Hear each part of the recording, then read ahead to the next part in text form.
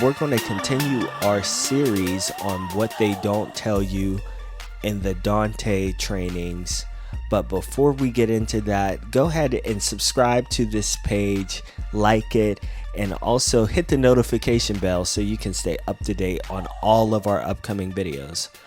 So, what they don't tell you in the trainings. First, the Audinate trainings are really great.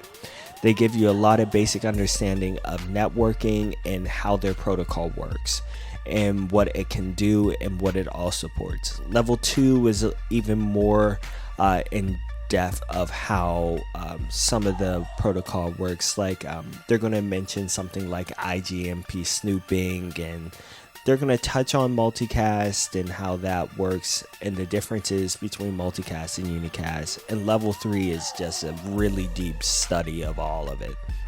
So what we're going to cover today is some ideal Dante networking setups.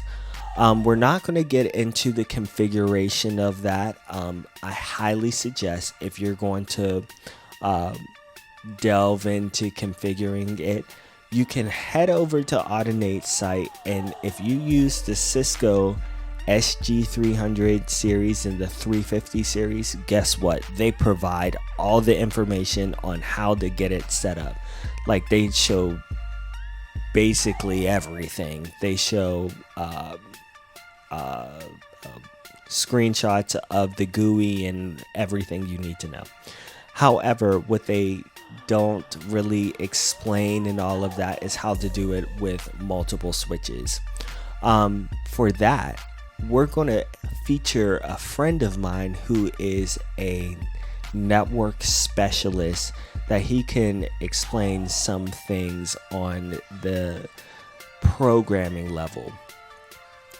So stay tuned, look forward to that, because we're going to dive deep on how the switches are programmed and why we program them that way. So now I'm going to show a chart like I showed in the last video of how I primarily set up the Dante networks and just overall a general production network.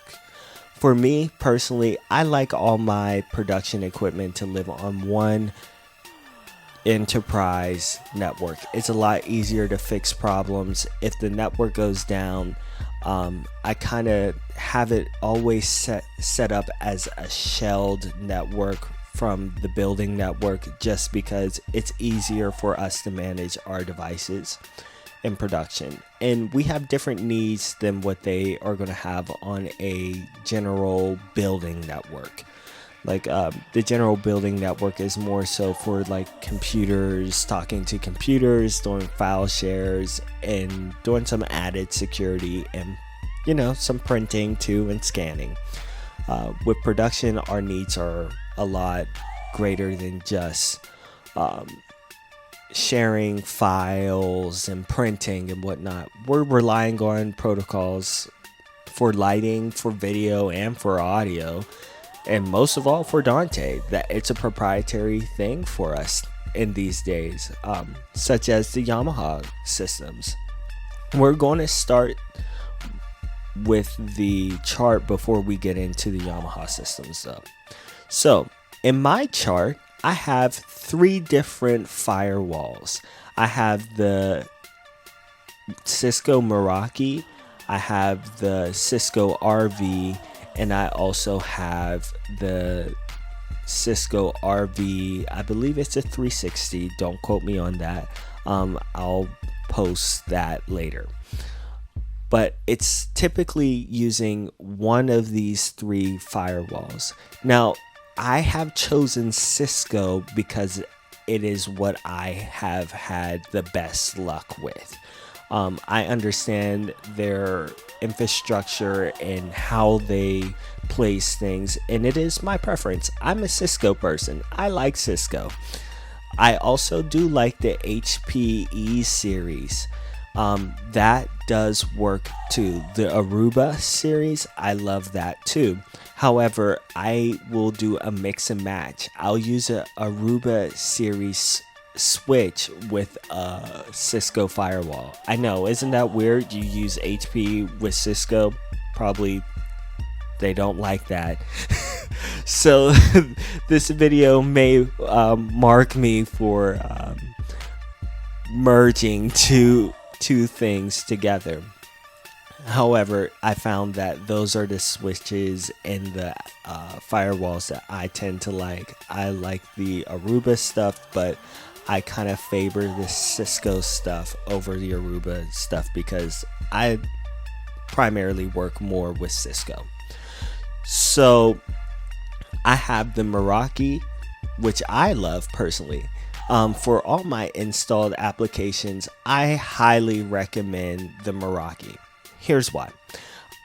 It is a cloud device and I can manage it remotely. Most of my clients, I do manage more of their production networks just by default, because most of my clients, they're not really interested in the back end. They're more wanting to have dedicated ports that they can plug into. So I have a remote cloud managed firewall. I can get onto my portal and I can manage it. I can see what it's doing, how much traffic is used, the health of device, anything on the network, and what its MAC address is. And I can also assign static IPs and users really quickly. It also does something really, really great. So in most worlds and most corporate networks will say that it has a static public IP address. That means like in a normal world, let's say if you have a residential home, like most of us have, like Comcast, Fios, from Verizon, Armstrong, Cox, or something like that. If you're across the sea, I'm not too sure what internet providers you guys have, but typically if you're residential, your public IP address changes so many days or months, or it might change once a year. But in a corporate world, they typically have static IP addresses. The reason why they do that is because they have campuses remoting into each other and a whole bunch of other things like that. The Meraki devices are really great because they do a lot of auto configuration for you. So if you don't have a static IP, the Meraki devices use a host name. So, which is really great because that means you can access it from anywhere, even if your IP address changes. And that is made possible from the Meraki cloud. Now, there is a catch to all of this Meraki business. It is a firewall that you have to pay a subscription to. Now, you can buy the subscription in yearly packs. You can do it year by year. You can do 4 years. You can do 6 years. You can do 10 years and 15 years. Now, I will say that device is probably not going to last longer than, 8 years. But what they do with that is if your device fails, they will send you another one. If it is out of production, guess what? They're going to upgrade it. If they can't find any more that you have, like if I use a Meraki MX64, and that has been discontinued, but I still have licensing on it, they're going to send me whatever the new model is. Like if it's a Meraki MX67 or something like that, they're going to send that to me instead. And they're really great with support. It's 24/7.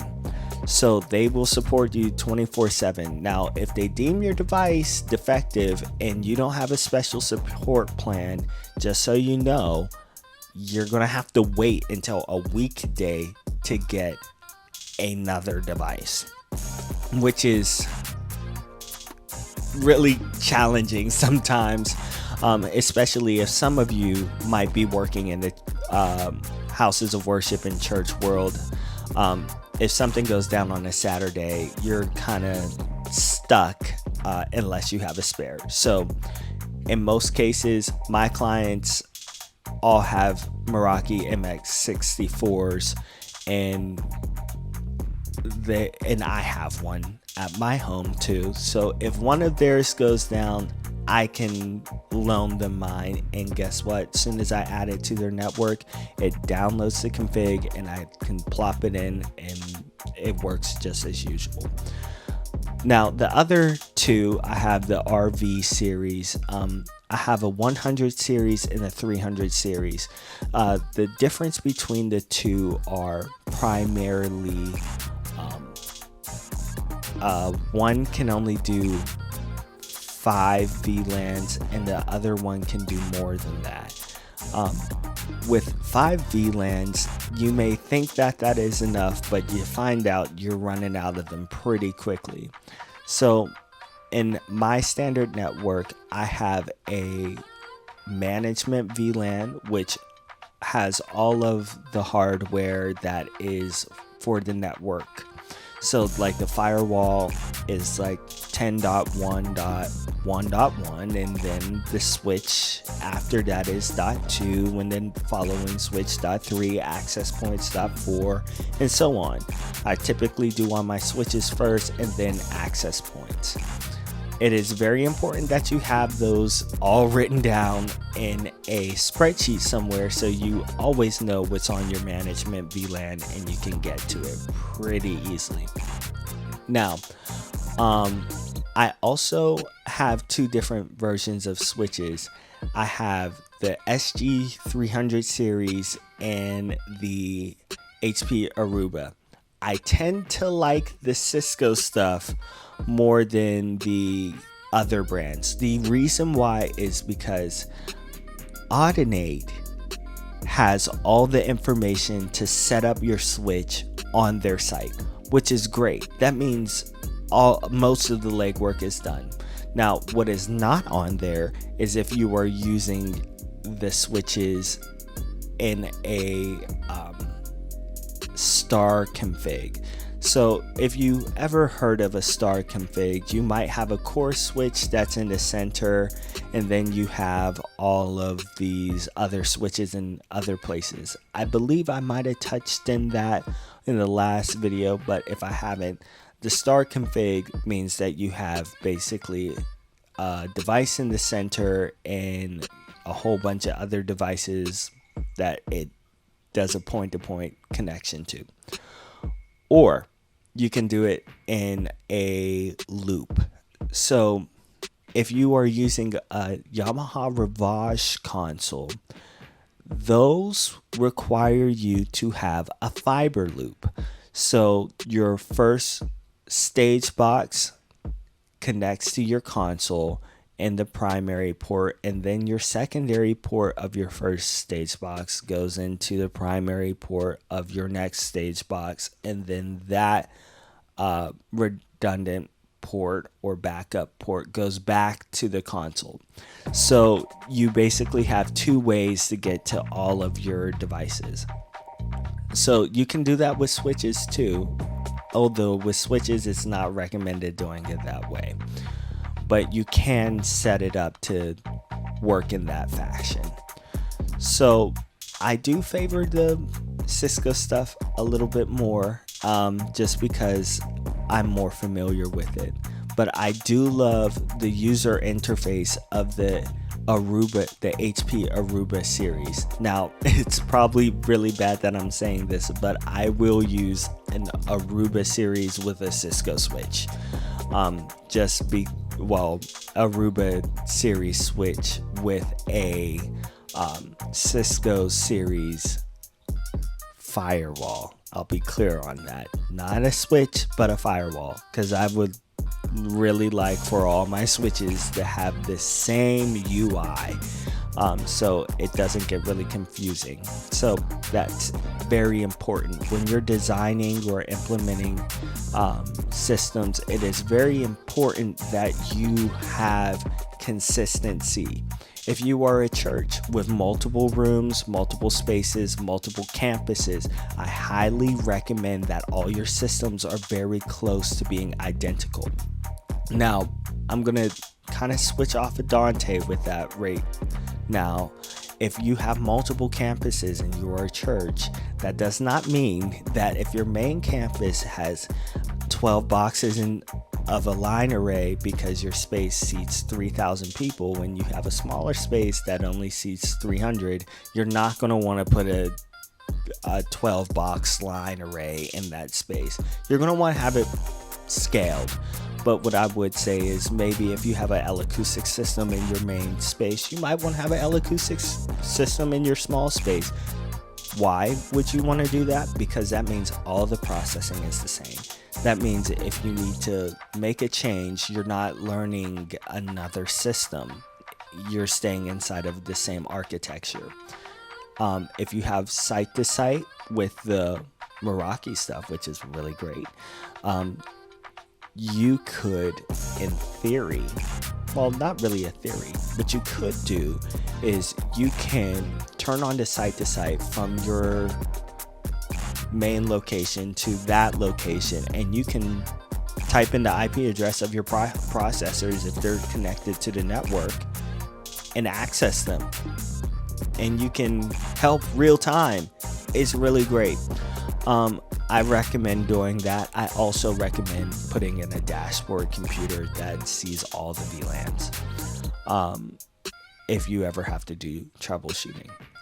Now that I'm going to use that to transition back to the Dante networking. You'll also notice on my chart that I have this dashboard computer. Funny thought, it actually got its name dashboard because of the ROS video switchers. ROS video switchers use a program called dashboard, and I thought, hey, that's really handy. I'll call it a dashboard computer because it basically can control a whole bunch of different systems. So you'll notice that that computer is there.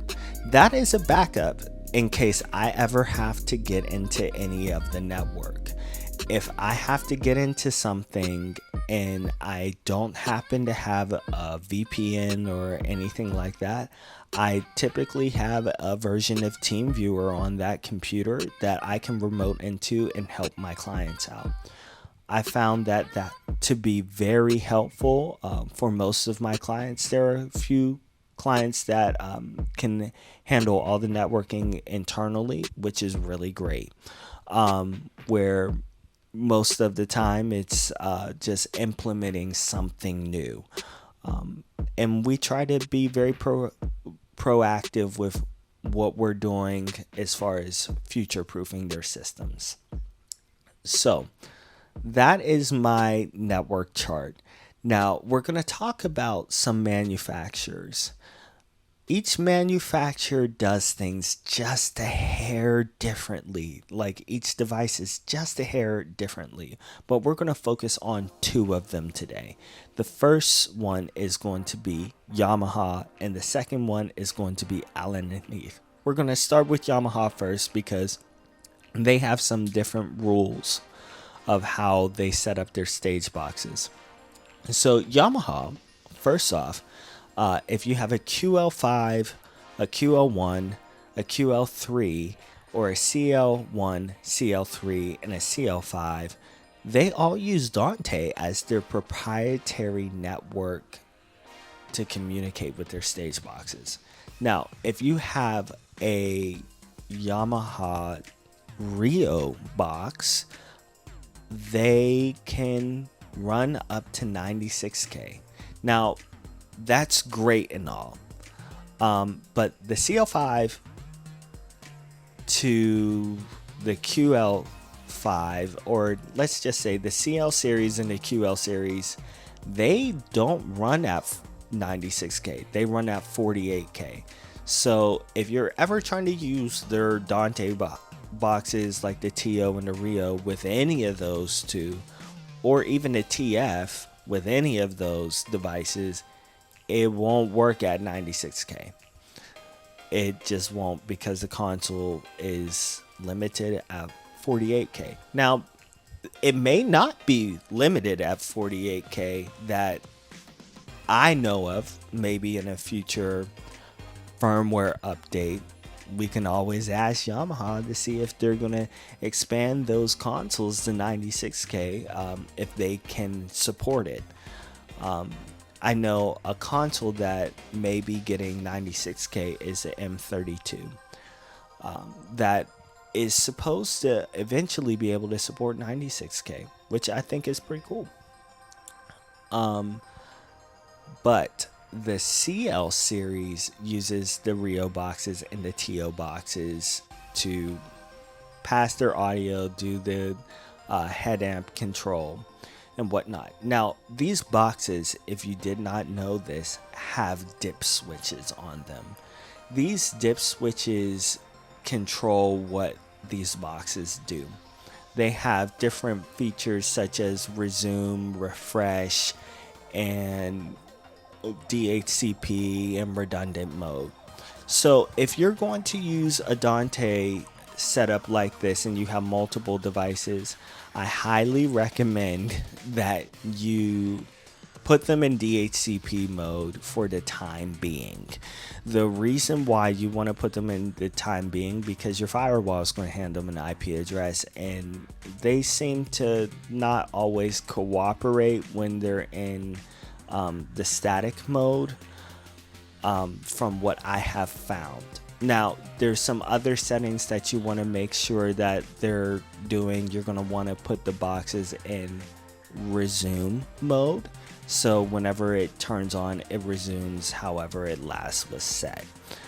Finally, the Rio boxes, if you were using them without a CL series or a QL series and using the R control for the preamp, I believe it's like dip switch 6 and 7. You're going to want to make sure you look at the manual to make sure that it's configured to accept preamp control from your computer. Recently, I had a friend that ran into this problem where they were trying to control the preamps and they could not because the dip switches weren't set up correctly. From there, you also want to make sure that the Rio boxes are set up in redundant mode. Remember that last video where I talked to you guys about those DT boxes flooding the network with multicast traffic and not working? It was because they were not set up in the redundant mode. It basically would not work because all of these boxes, believe it or not, have a little tiny switch in them in their Dante cards. So in some cases where you have to do point-to-point, also known as unicast, that you can plug in your computer to it and it will work without doing this setup. But that works only if you're connecting one device to another. If you're doing it a different way, it's not always guaranteed to work, especially with high device counts. Like the Yamaha stuff, that actually works with higher counts because they do a really good job of optimizing them. But if you're using a computer with those, it will not work well, just because it has to send to two different places. Now, that's where we're going to talk about the difference between multicast and unicast. Unicast is point-to-point. It basically is saying, okay, this device has all the information and it's just going to the console. We'll use the console for now. It's going from one device to the next. But what's also challenging is, hey, Dante is going to give you an error saying, hey, you can't send these channels to another device. It's going to say, hey, you've exceeded the amount of unicast flows. So that within itself is a challenge. That's why you want to use multicast. But if you use multicast, that means you got to use a switch, which is why this video exist. When you're trying to do multicast flows, you have to have a switch that can do the multicast really, really well. Or you're going to have issues like with audio sync. It's going to be really challenging to hold basically a sync between your devices. So that is going to be all for today. We're going to talk about the Yamaha and the Allen and Heath stuff just rather briefly. We're going to just recap that before I go. The Yamaha, you can use the TO boxes and the Rio boxes with Dante. With Allen and Heath, you can use the DT boxes with Dante. But you want to make sure both of the boxes are set up in redundant mode so you don't have issues with using them in a switch configuration. If you are not using a switch, you are using Dante in unicast, which is a little bit more challenging to integrate more devices because the amount of unicast flows. We'll probably talk about the unicast and the multicast in a later video, but just so you guys know, if you guys are trying to send to multiple devices, it's really, really, really important that you're doing it over a switch with unicast, and I highly, highly recommend making sure you have a firewall in place just so it can hand out addresses to your devices. Or if you want to do it without a firewall, make sure you're statically assigning all of the IP addresses. But my recommendation is just use a firewall, makes your life easier. You can manage devices easily. Thank you guys for watching this video. Feel free to comment below if you have any questions, and I'm going to do my best to respond and help you out. I don't know all the answers, but I can always help you find an answer. You can also, if you are looking to start a project or something, you can always email my business at info@baudioservices.com. Again, that's info@baudioservices.com. We're here to help you with your next event, your next install, or even just troubleshooting problems. We do a lot of remote support, and guess what? Hey, we'll fly to you. So have a great day. I hope that you guys have found all this information helpful, and that this is truly, truly a journey for you. Audio networking and production networking is always a journey. Just remember to take it one step at a time. All right. Thanks.